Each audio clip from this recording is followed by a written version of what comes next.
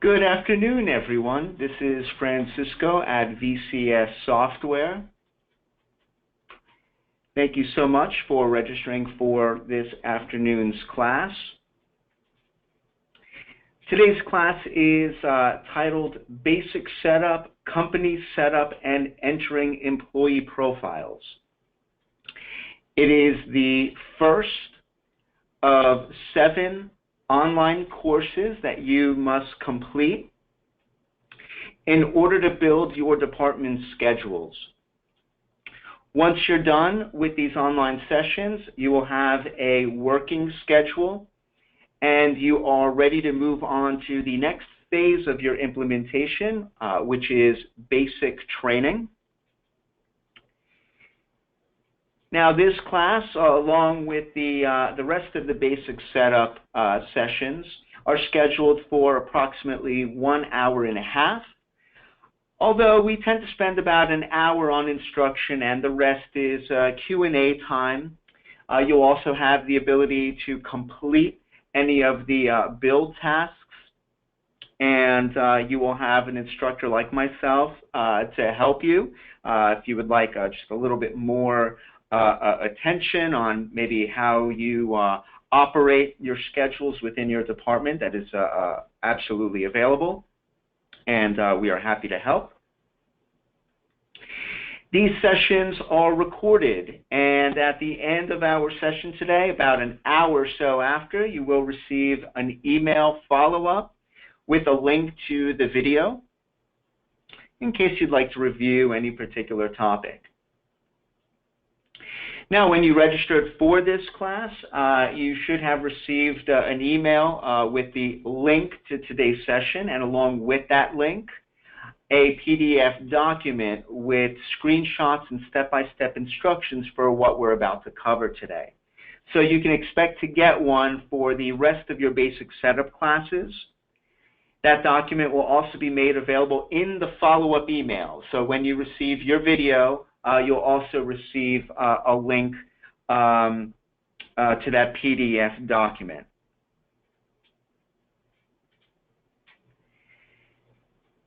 Now, these sessions are community-based, meaning there might be several departments that are attending this class.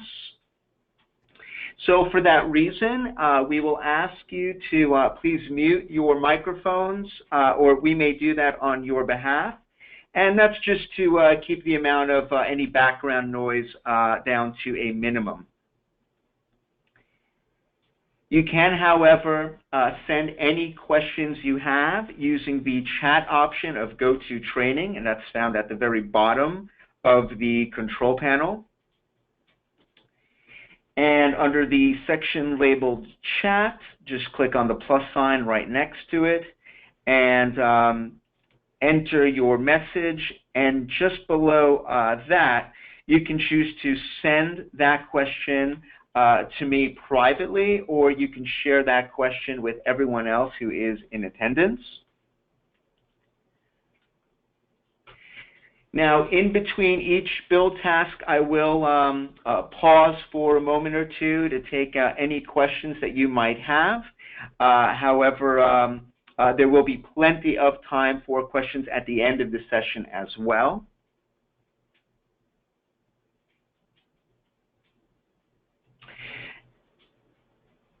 And on the GoToTraining, I'd just like to point out that if you take a look at the left side of that control panel, you'll see an orange button with a white arrow. If you click on that button, that will hide the GoToTraining window, so you should be able to see my entire screen. If you were to do that, you can click on the orange button once again to make it reappear, in case, for instance, you would like to use the chat option.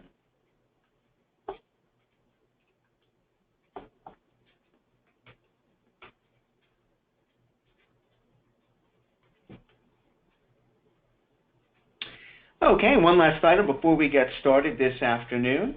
I'd just like to briefly show the registration page that most of you use to sign up for this class. And if you have not signed up for the rest of the classes, you can do so when you're ready. But I wanted to point out this section here called Training Helpout.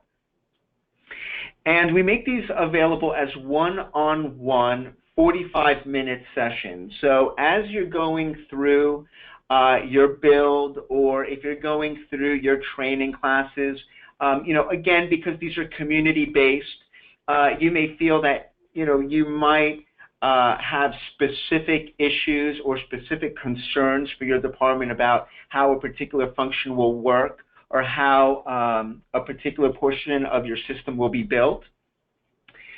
If you click on the registration page and go to Training Helpouts, you can choose a date and a time for which you are available. And when you click on the Register button, you're just going to enter your first, last name, your email address, and your department. And below, you can just write in what you would require help with. Maybe you're building schedules, or you're trying to use a particular function in the system. Click on the Register button, and you'll receive a link to use on that day. And again, that's a 45-minute session that is one-on-one, so the floor is yours. Now, these helpouts are purely optional. You use them as you need to. They are free of charge, and you can sign up for as many as you feel are necessary.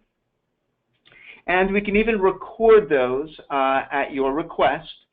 But I think we are about ready to get started.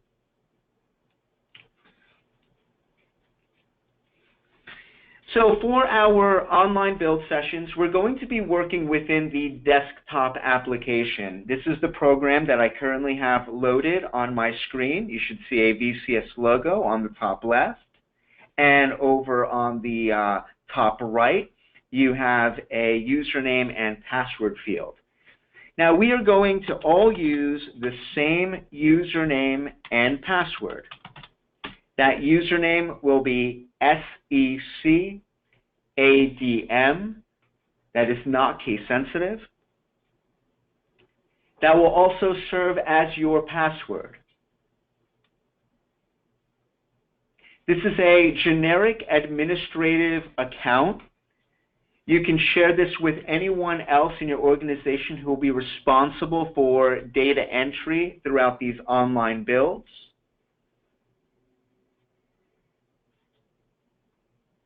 Eventually, everyone in your organization will have their own username and password.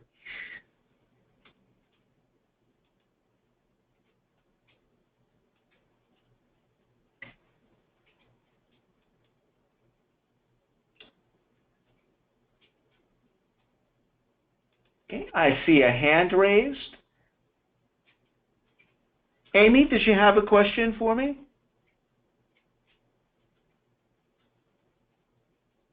Good afternoon, Amy. This is the desktop application that should be installed on your desktop computer. If it has not been installed yet, you can still take the course. There's still plenty of information for you. But you'll need this installed on your computer in order to start the build process. So as you start entering employees and building schedules, you'll need to log on to this program.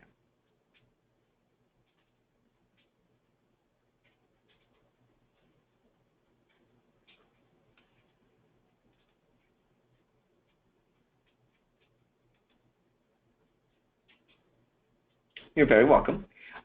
Okay, let's go ahead and sign in using our generic administrative account. When I log in, we're going to be taking a look at test data. So this is a generic police department-based schedule. This is not what you're going to be seeing when you log in. In fact, this entire window will be blank. For now, for today, we're going to focus on just a few key items. We're going to learn how to build titles and ranks. we're going to learn how to create groups. And a group is defined typically as a squad or platoon that someone belongs to, or a department that they work out of. And towards the end of today's session, we're also going to learn how to enter our employees into the system. Now, just before we do any of those items, just a couple of basic setup items found under the Administration drop-down menu. We'll want to take a look at these. Under Administration, we're going to select Company Center, and we're going to choose the first option on this list called Application Control. Application control is a series of global settings. We're going to define default schedule dates. We're also going to define certain preferences that will be applied throughout the system and may affect all of your users. We're not going to look at every single checkbox or every drop-down menu. We're just going to take a look at the key items necessary to complete your build. Starting at the very top, you'll want to make sure that your current schedule dates are set to the current calendar year. And you can use the drop-down calendar if it has not been set for you already.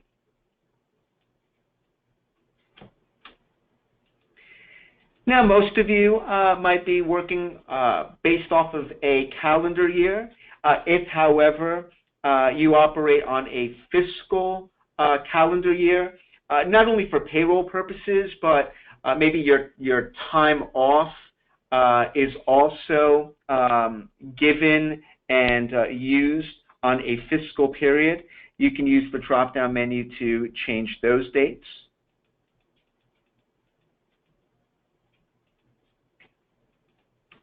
And if I was to click on the month, I can type the number of the month that I want, like 6 for June.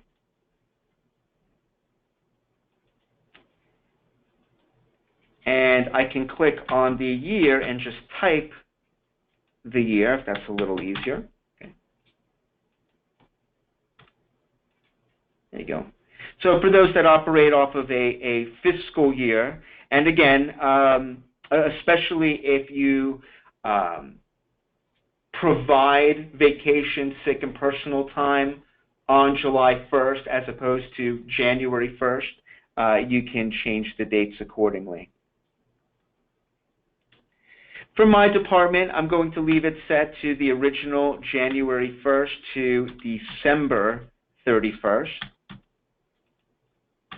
of 2016.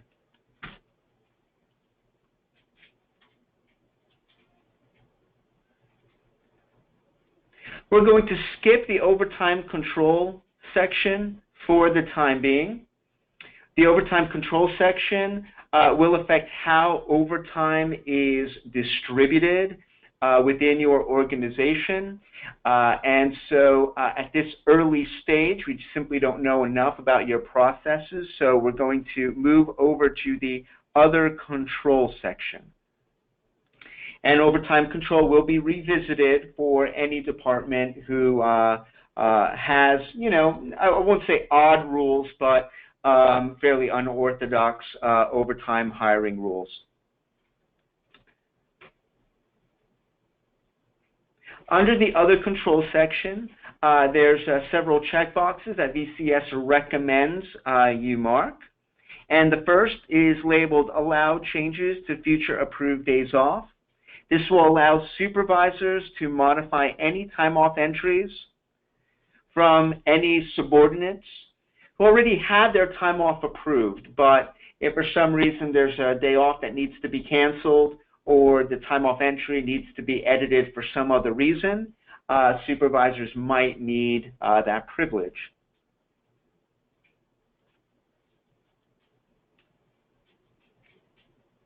Below several checkboxes is one labeled Hide Pay Rate on the Employee Statistical Report.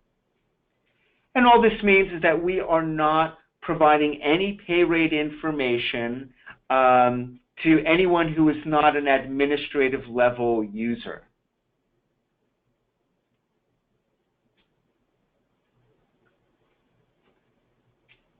The last checkbox on the left side is labeled Show Jobs on Daily Schedule. Jobs will refer to any post assignment. For some of you, that might be a patrol area. For others, it might be a location in a facility, like in a correctional facility. And this simply means that if someone on a schedule is assigned to a post or patrol area, that assignment will be displayed on the daily schedule view. And here's a very small example of what a daily view might look like. And those job assignments will be abbreviated and listed to the left of the person working on that particular shift.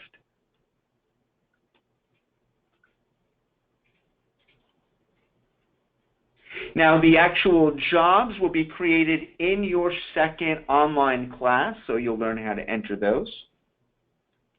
For now, we're going to move on to another group of checkboxes located to the right.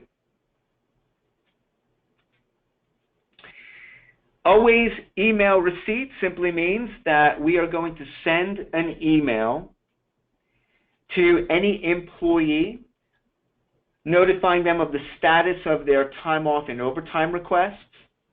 We're also going to send them emails when they are reassigned, perhaps to another group or squad. If the employee is assigned to a training class or an extra duty job, we will send an email as well. So you'll certainly want to mark that since we are going to be using emails as the primary way of communicating anything over to our employees whenever anything outside of their basic schedule requires it. Next, under Show Deny Days, this means that if an employee requests time off and the time off is denied, that we will post that information on the schedule. And the purpose of this will be for supervisors. In the event I request a day off in November and the day off is canceled and I end up calling out sick, your supervisor might find that kind of information useful.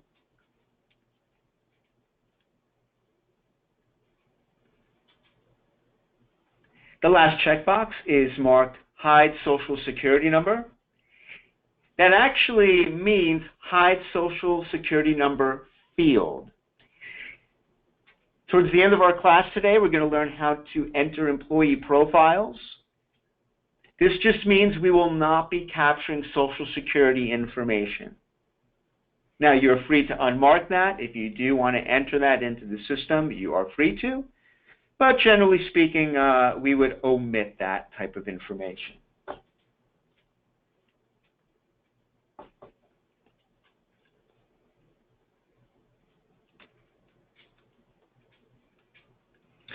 We're just going to look at one or two fields below that section.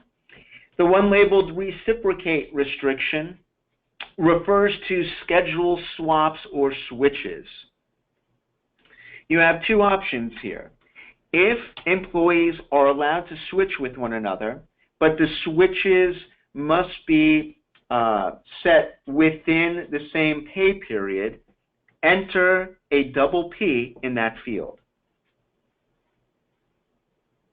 If you allow for open-ended switches or switches to occur well outside of the pay period, leave the field set to 0. That means it will be up to the supervisor to view switch requests and to approve them on a case-by-case basis.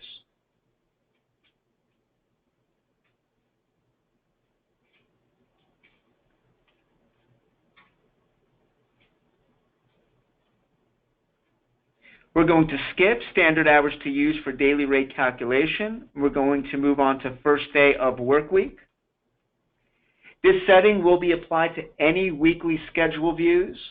So if you consider Monday to be the first work day in the schedule, go ahead and select Monday.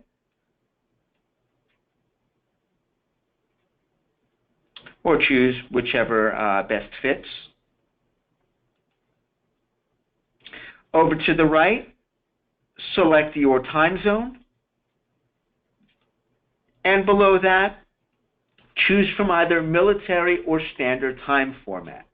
This will affect how data is entered, any time entries for that matter. The question is, when we're looking at a shift, are you working 08 to 1600 or 8 a.m. to 4 p.m.? I'll leave mine set to military.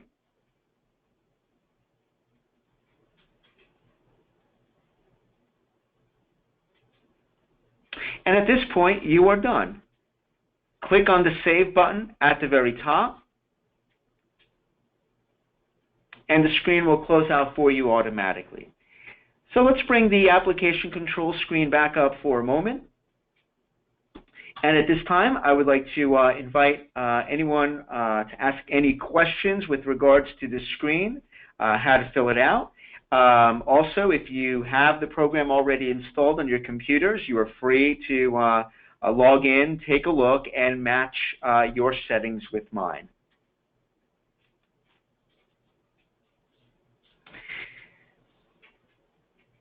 Okay. And please remember, I have the chat option available. I believe everyone in attendance has self-muted their microphone, so you can unmute that for the time being if you would like. But are there any questions on the application control screen, at least as of right now? Hi, Francisco. Can you hear me okay? Hope I'm not can. too loud. No. Okay, fantastic. Hope it's not too loud on this end in the background either, but I do have a question. Sure. We're currently straddling legacy and ScheduleApp, and I'm kind of coming into the middle of it. There's things already established, obviously, in both, and I'm just trying to go back and make sure they're set up appropriately. And I noticed there are some differences between the legacy version options and what I'm looking at in ScheduleApp. For instance, the use charge hours option. I see that in the legacy version, but I didn't see anywhere in this application control where we can select to use charge hours or to show rank and post on the main schedule. Is that delegated somewhere else within the application, or is that totally? It is. It is actually. Now, do you use charge hours in your organization right now?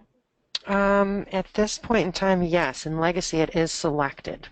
Okay. Yeah, I think we should be able to find an equivalent setting for that. Now, with regards to the way employees are sorted on the schedule, you actually do that within each window that you create. So Okay. you're no longer establishing that as a global setting. You choose where that's applicable. Gotcha. Okay. Okay.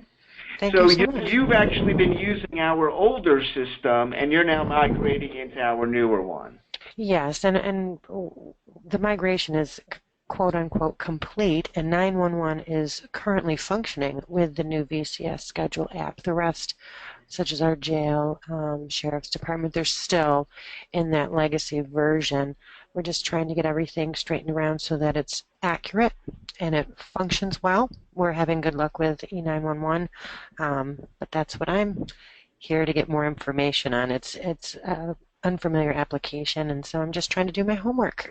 Okay, wonderful. Well, Stephanie, you're going to notice as you move through some of these setup classes, information has already been entered in, right? Mm-hmm. So you're not going to have to re-enter your employees. You're not going to have to re-enter the things I'm about to show you. But how those items get entered, how an employee is entered, how titles and groups are created, although the process is the same, the screens look a little different. So I think this is a good set of classes, even though you're all, you guys are already users. Definitely worthwhile. Now, as I said, you may find yourself not really having to do a whole lot at this stage, but this is all useful information as anyone who's going to be an administrator of the system I agree. I'm finding it very, very useful, and just the comparative of where I find things in Legacy to where I'm able to find those options in ScheduleApp, and just reviewing to make sure that as we completed the migration, we did it properly, that I we made understand. the correct changes. I understand. Okay. For all others in attendance, you may be using the system from scratch. So you're new to the system. You have not been using the legacy application that Stephanie and I are referring to. Please disregard that part of it. But other than the charge hours and the shift options for Stephanie, are there any questions about completing this section on application control?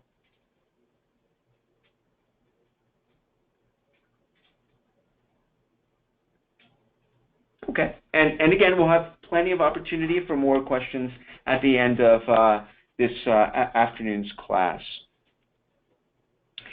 Let's exit out of application control, and while we're still under the company center, under the administration menu, of course, we're going to move on to general setup.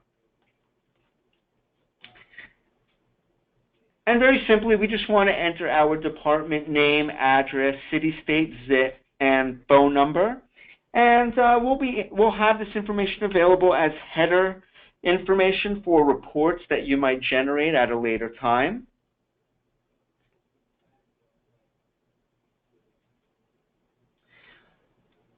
So this is a relatively minor screen in terms of functionality, but I'll just allow a minute or two for anyone who wants to complete that step right now.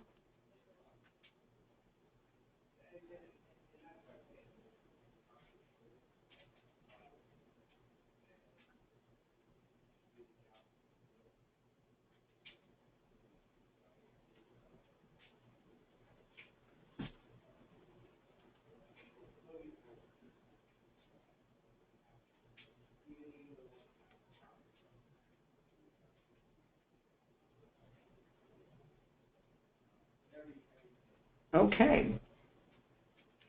Let's close out. Well, we'll save if we made any changes, but otherwise we'll exit out of this screen.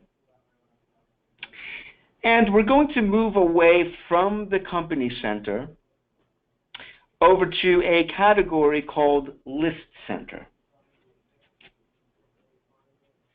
Now, there's only two sections here we're going to spend time on. Let's take a look at Setup Titles first.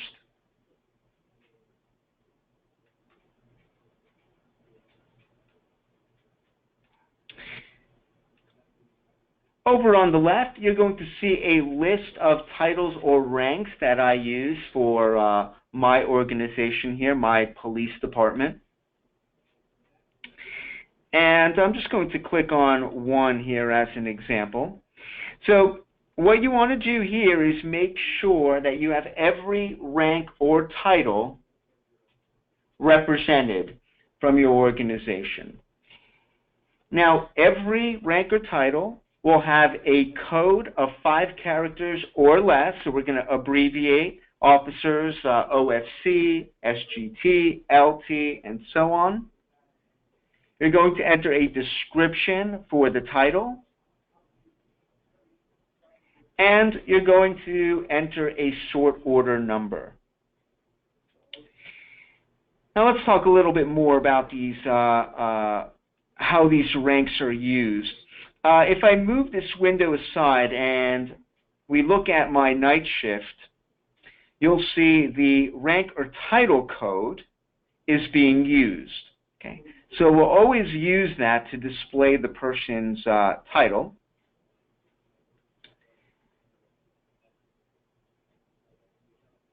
And the sort number is going to determine how that rank or title gets sorted on the list. So let's take a look at our chief here. Our chief is obviously number 1, deputy chief number 2, captain 3, lieutenant 4. So let's take a look at my department head shift over to the left. By setting the right sort order number, I'm making sure that the chief is always above the deputy chief, and the deputy chief is always above a lieutenant or captain. Looking above that window, under my night shift, my sergeants should always be above the officers.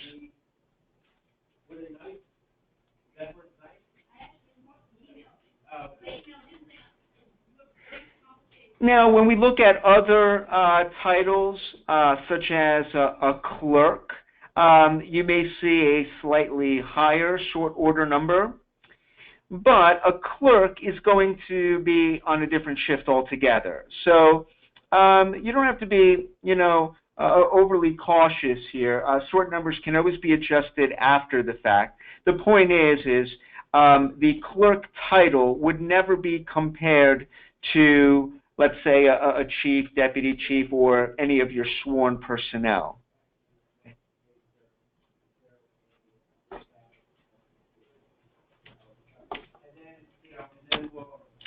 Now, some ranks or titles will have the same sort number. For instance, a detective and an officer may be equal.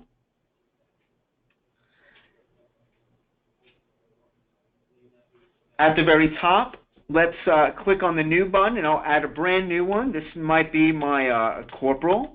Some of you may not have one in your organization, but I'm just going to put one in mine.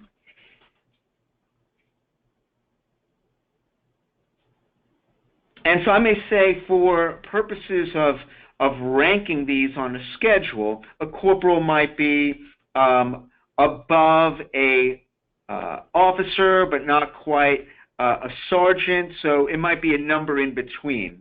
Now, my sergeants are 5, my officers are 6, so just to make this easy, I'll say that the corporals have the same rank number or sort number as an officer. Once I've entered those 3 fields, I've completed them, I can click on the Save button, and it's now added to the list over on the left. Now, as I mentioned a couple of times already, at the end of our class today, we're going to talk about entering employees into the system. You'll want to make sure that you have your full list of ranks or titles before you attempt to add your employees. And the reason for that is, as you're entering employees, you're going to select their title from a drop-down list. And these are the options that you will have available, whatever you see in this window.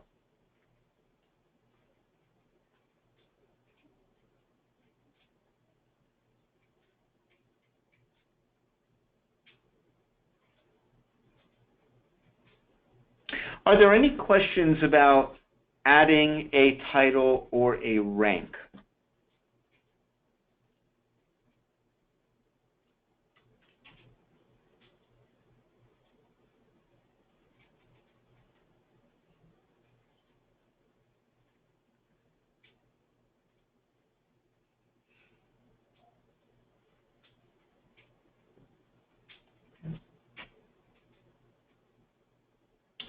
Okay, if there's no questions at this time, we will exit out of Setup Titles.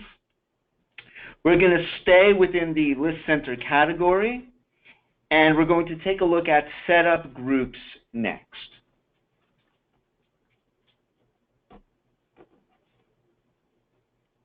Now, a group is a department like administration, detective bureau, or records. It could be a squad or platoon. My examples here, squads A through D.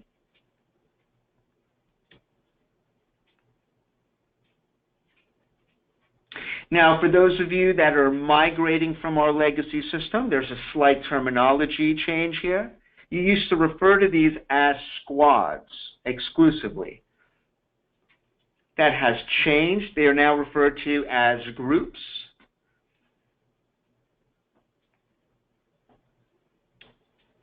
But if you enter them in the legacy system, then you should see them listed here. Now, your groups are very important. They're going to affect how you view schedules. They're going to affect how you're able to filter results on various reports you may run.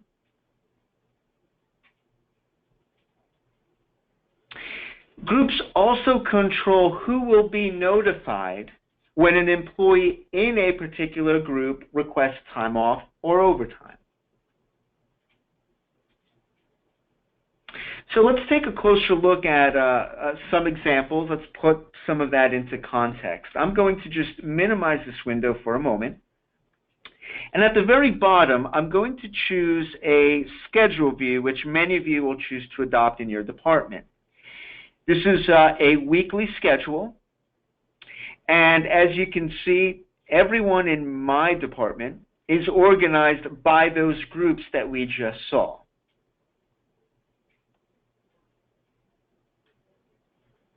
And this just makes it a little easier for supervisors or managers of any one group to track their people. So, for instance, Sergeant Harris here can just focus on her particular squad. She can certainly see others, but it just arranges the view in a way that might make it a little easier for her to focus on her direct group.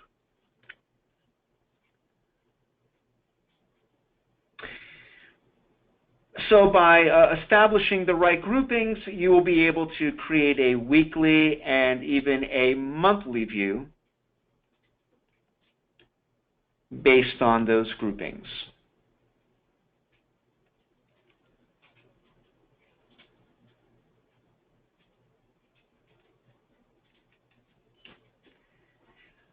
Groups also affect your reporting options. At the very top, I'll click on the report section. Over on the left, you will see many reports available to you as administrators.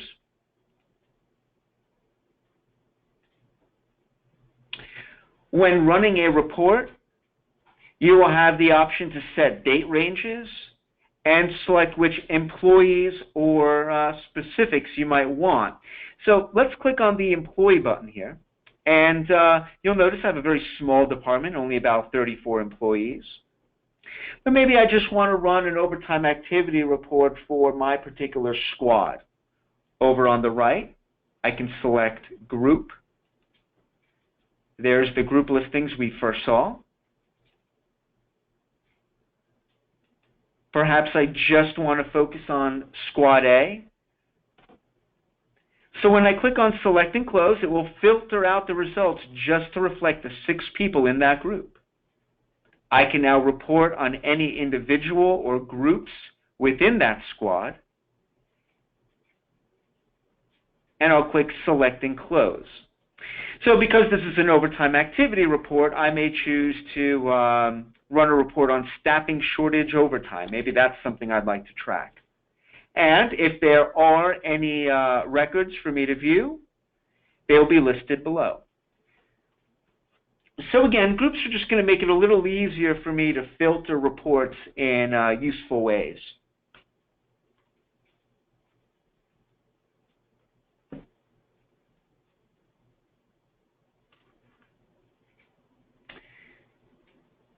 Let's exit out of this report and back under Administration over to our List Center. And the last item under Groups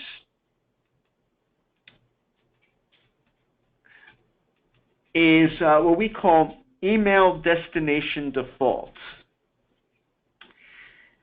So I'll select maybe my Squad A here. So what I'm doing here is I'm setting a rule that states whenever an employee within that group requests time off or overtime, we're going to automatically send a series of emails out.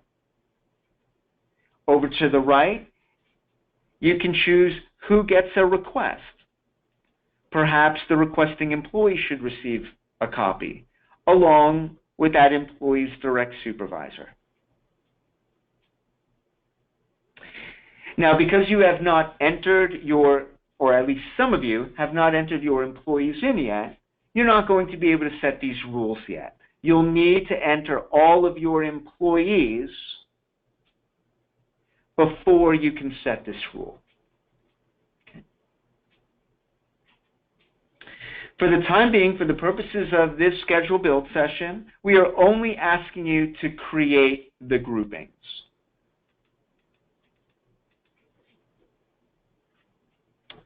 And if there's any question about how you have to group your employees, you just may want to refer to like an organizational chart, because in most cases your groups are going to reflect what you would see on an organizational chart.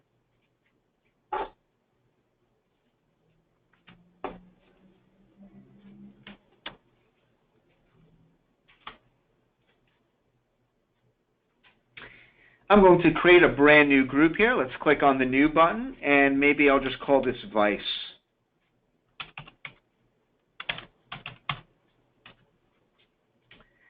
Again, you'll want to keep the codes here to 5 characters or less, similar to what we're doing with our ranks or titles. Under the description, you should have a lot more character length available. And when you're done, click on the Save button.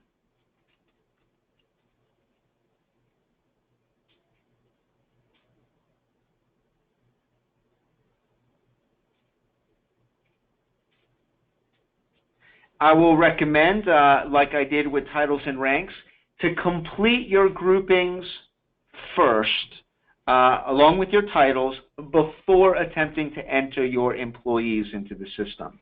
And that's actually going to be the next screen we're going to look at. But before we move on to that, are there any questions about entering your groups at this time?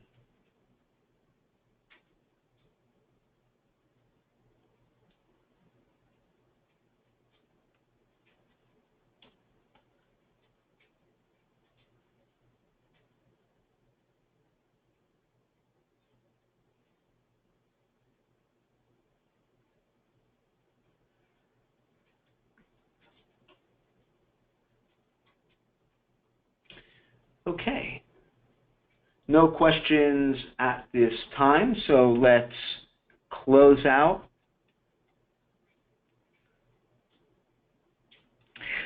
And we're going to move away from the list center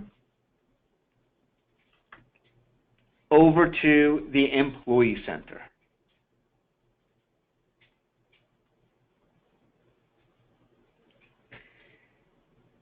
We're now going to learn how to enter our employees into the system. To do that, we're going to select Employee Profile.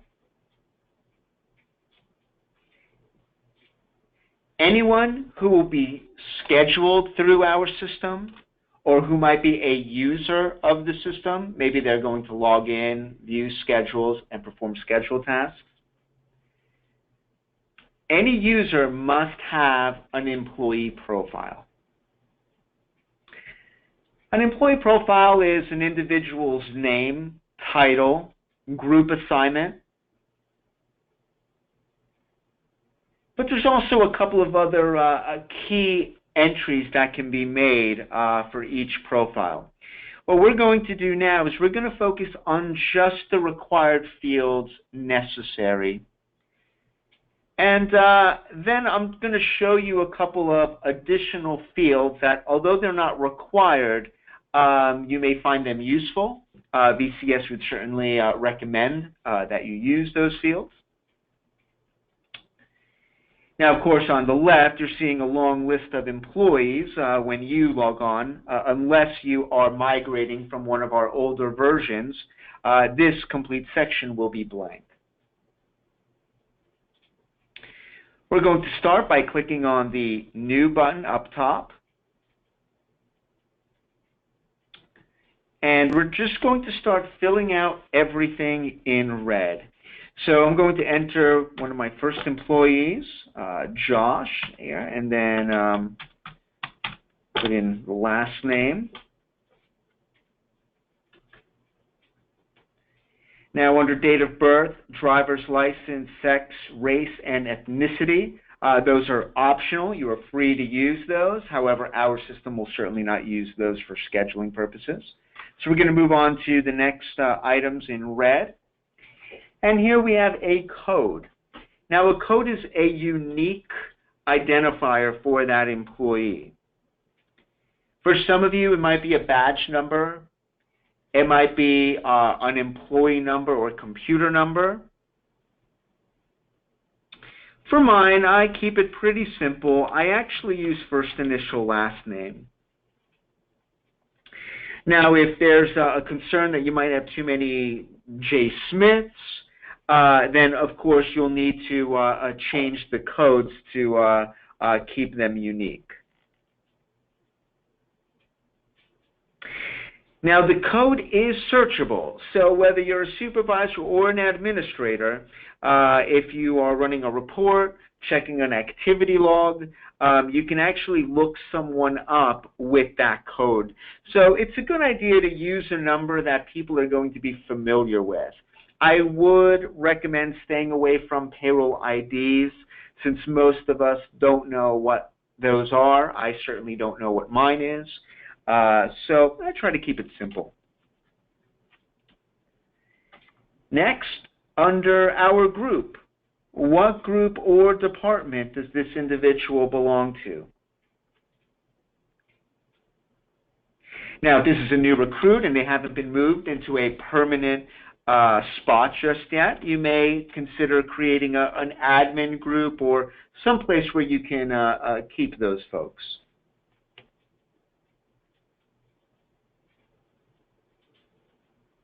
Next, select a title.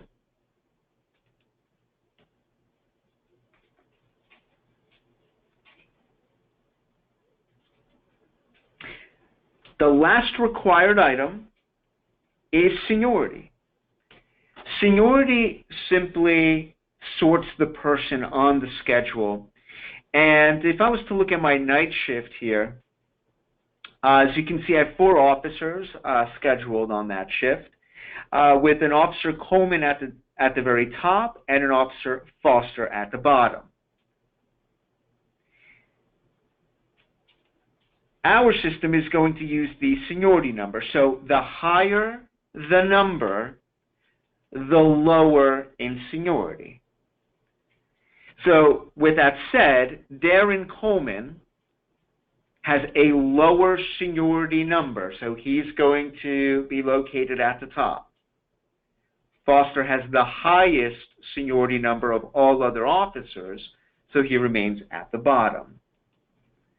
Now, this is not necessarily information that's going to be used for things like overtime hiring, practices, or vacation picks. This just manages the sorting.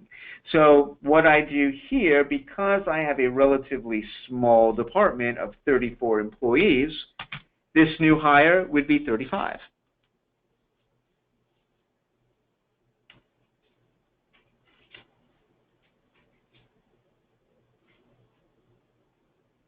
Now, we have completed all of the required fields, but there are a few that you may choose to use, or you might need to use. At the very top of the screen, you have a series of checkboxes. If you have part-time employees, civilian employees, exempt employees who cannot earn overtime, crossing guards, go ahead and mark which category those individuals belong to. Now, in my department here, I might pay shift differential. My new hire might be working days fairly steadily, but there's a possibility that if he works on the right shift, he might get it. So we might have to pay shift differential. If he is on an eligible shift, he might earn that.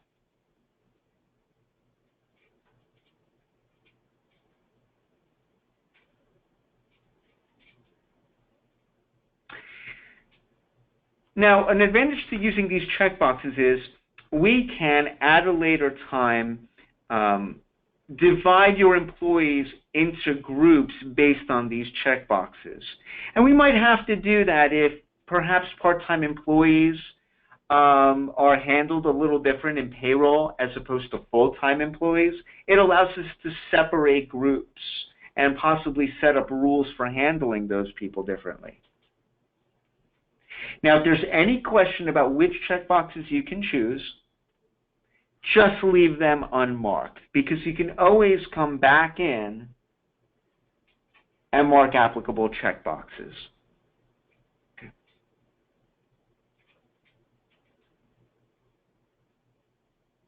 Now, another set of fields that are not required but can be useful are your hire and accrual dates. The hire date, of course, is when the individual started working for our department.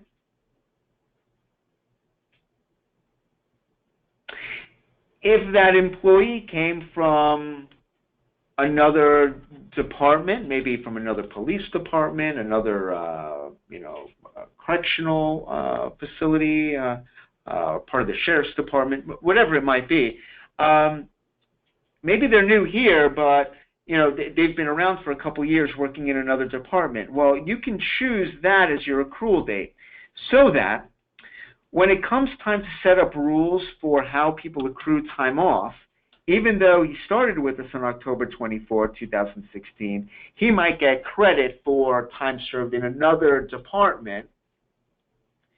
So when we're calculating their steps for how much vacation, sick, and personal time they accrue, we can say, well, use the accrual date.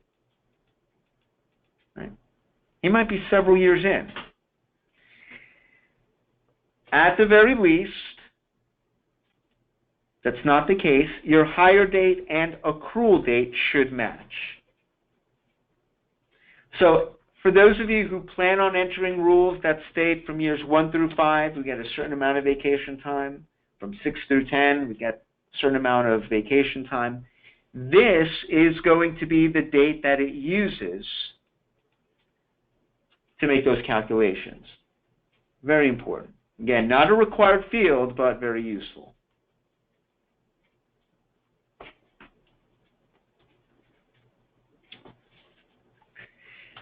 Now we're going to move on to the next tabs. I'm not going to click Save in between. That's not necessary. I'm going to click Save when I'm completely done with this profile. And in this tab called Contact Information, you're free to use the address and emergency contact fields. But the most important thing that we can use this for, really, is phone numbers. If you plan on hiring overtime through the system, if you're going to generate call lists, you'll want to make sure that phone numbers are provided. You'll also want to enter an email address for time off and overtime requests, for any notifications you might have to send to this employee.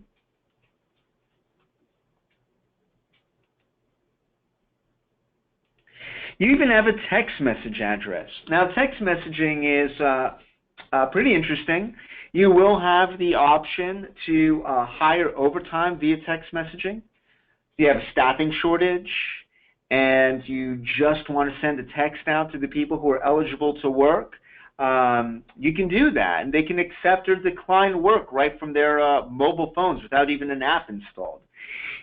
If that sounds like something you might be interested in doing, be sure to enter the text message address. And when you enter it using the MMS format of the address.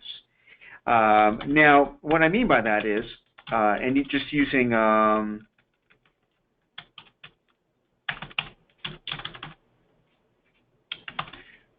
test one here as an example. Let's say I'm a Verizon customer, or the employees of a Verizon customer. That might be vzwpix.com. Okay, that's a slightly different address than a standard text message address. This is what the carrier uses to send multimedia, videos, music, whatever it might be. You only have to be concerned about this if you plan on using the text messaging function for overtime. Okay. So what will need to happen is you'll need to find out everyone's carrier, and the best way to do that is maybe by email. Send out an email saying, hey, listen, send us your text message address using the MMS format. They can look it up with their carrier. Not every carrier has a separate type of address, but Verizon certainly does. Standard text, I think, for Verizon is vtext.com or something similar to that. When you have it, enter it into the text message address, and you're done with your employee profile. Click on the Save button up top, and your new employee will be listed here on the left.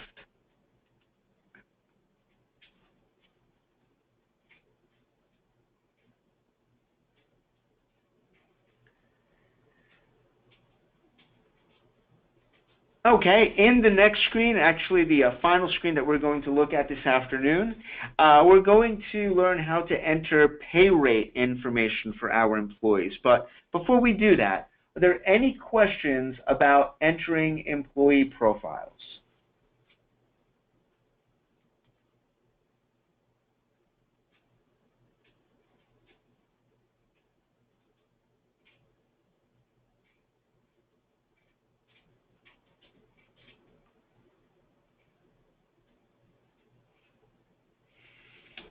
Okay, the last thing I'll mention on this before we move on to pay info is, for most of you, entering employees will represent the largest data entry task.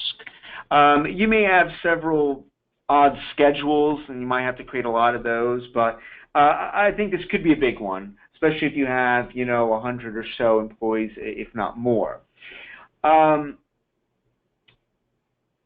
We're not going to do anything with our employees until class number 5. That will be the next time that we're going to need to see these folks, because over the course of the next couple classes, you're going to learn how to build other parts of the system. You're going to learn how to create day off and overtime reason codes. You're going to learn how to create dashboard views like the one that I have behind this window. So you don't have to complete all of your employee profiles in order to go on to the next class. Okay? You have a little time. Okay.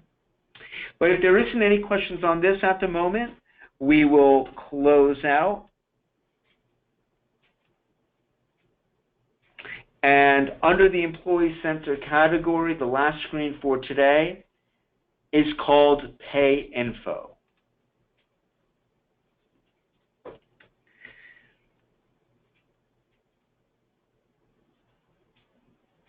Let's select our brand new hire, Josh here.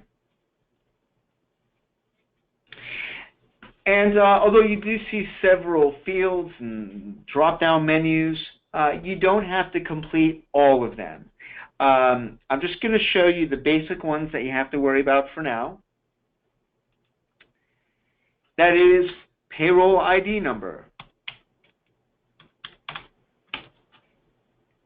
Whether you're using ADP, Munis, whoever it might be, enter the ID that your payroll system identifies with that person. That way, if at a later time you choose to use a payroll export from our system directly into your payroll system, we can then utilize that information.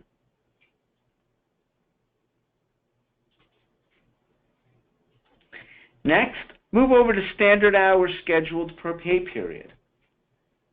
Now, this employee may not necessarily work 80 hours every 2 weeks, but when we pay him, we're paying him based on an 80-hour work schedule.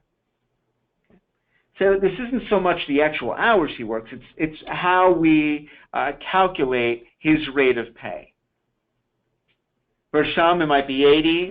For those who work 8-hour shifts, 5 days a week but might get unpaid lunch, you might see a 75 here or a 70.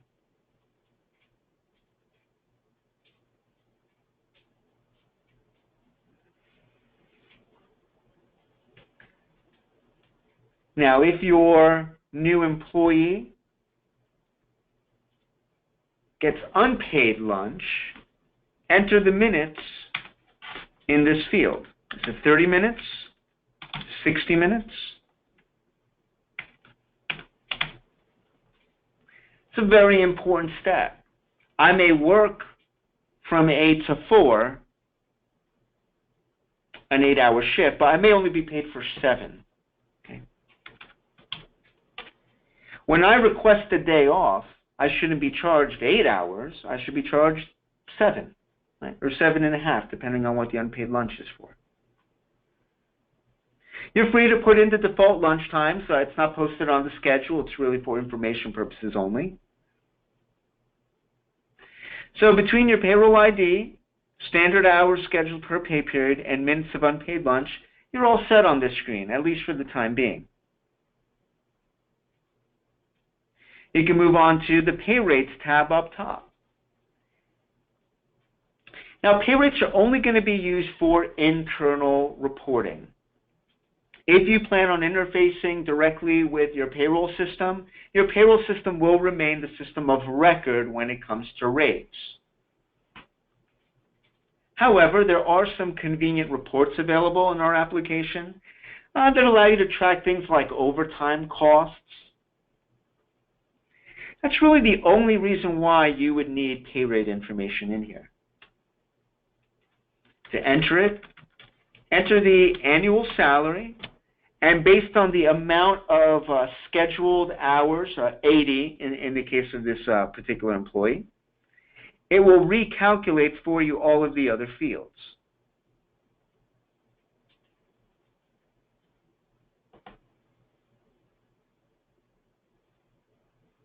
Here we have straight pay, time and a half, and double time. Even though it auto-calculates it, you can override this if necessary. Just click on the field and make any changes that you need to.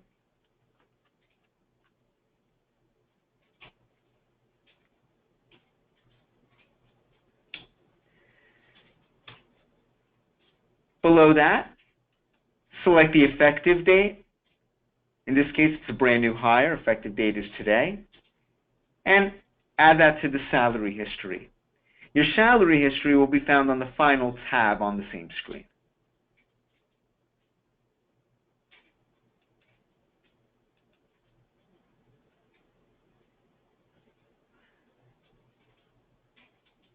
Once you're done, click on the Save button.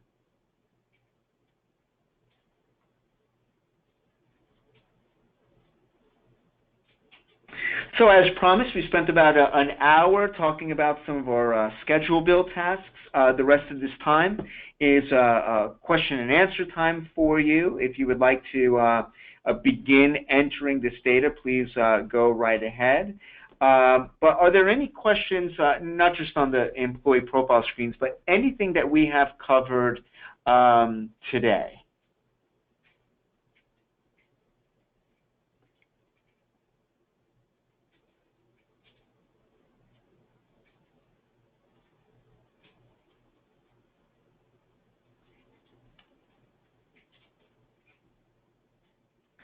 Well, thank you very much for your time, Stephanie. I appreciate it.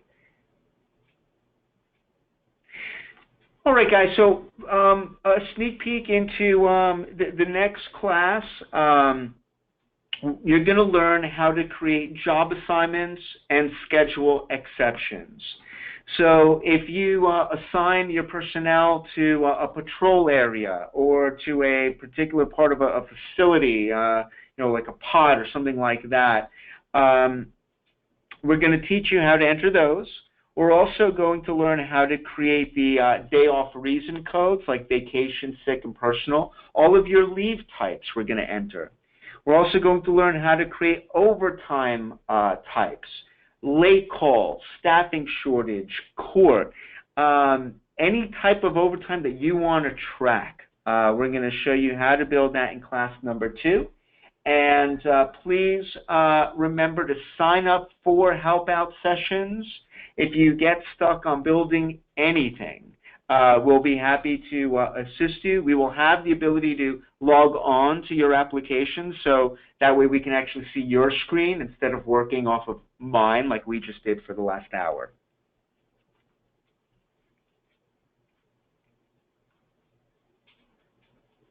Okay.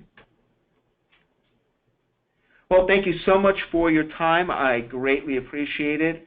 Please enjoy the rest of your day, and be on the lookout for the link to today's recording. Okay. Thank you.